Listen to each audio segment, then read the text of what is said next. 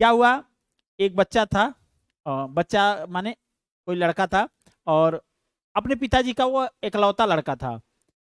उसके पिताजी बड़े सम्मानित व्यक्ति थे, पूरे गांव में बड़े सम्मानित व्यक्ति थे। और वो बच्चा शुरू से ही पढ़ाई लिखाई कहाँ किया, शहर में किया। लेकिन उसके पिताजी यही हमेशा सिखाते थे कि लोगों के हिसाब से चलो, जैसे आपके समाज में लोग हैं उसी के हिसाब से आप चलो। उसको यही सिखाए थे। पिताजी की मृत्यु हुई।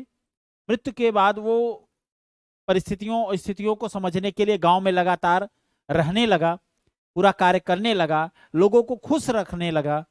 तो खुश रखने के लिए उसने कहा, उसने सोचा कि हम अपने बड़ों का सम्मान करेंगे, इसलिए उनके सामने हम आंख से आंख नहीं मिलाएंगे, नजरें झुका कर चलेंगे, जब भी बात करेंगे गर्दन नीचे रखेंगे। अब हुआ क्या, जब गर्दन नीचे करके चलता था तो पूरे गांव के जो मेजॉरिटी वाले वो जो वृद्धजन होते हैं ना, जो मजा लेने वाले होते हैं, तो उन्होंने क्या कहा कि देखिए क्या स्थितियां आ गई हैं, फलाने के जाने के बाद, फलाने के जाने के बाद ये किसी से नजरें तक मिलाने के योग्य नहीं है, ये लड़का नजरें मिलाने के योग्य नहीं है। तो उसने सोचा कि भाई पिताजी कहे थे सबके हिसाब से, समाज के हिसाब से चलना है, तो हम नजरें झुका के न चलें, अब नजरें मिला के चलें। तो अब वो बराबर नजरें मिला के चलने लगा।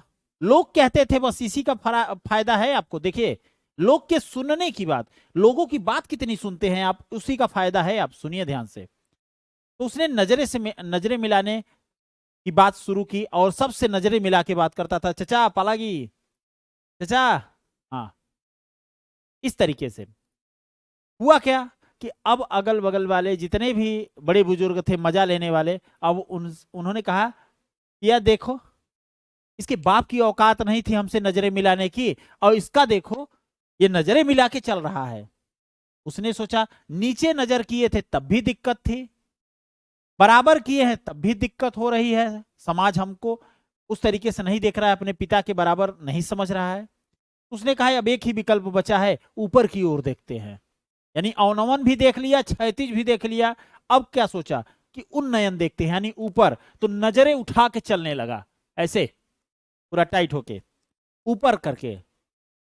फिर भी लोगों ने कहा, ठीक है, फिर भी लोगों ने कहा कि देखिए इसका घमंड क्या, कैसा है, कैसा घमंडी व्यक्ति है, इसके पिता बड़े अच्छे व्यक्ति थे, ये कितना घमंडी व्यक्ति है जो किसी से नजरें नहीं मिलाता, ऊपर सीना तान के चलता है, भगवान इसी को देखे।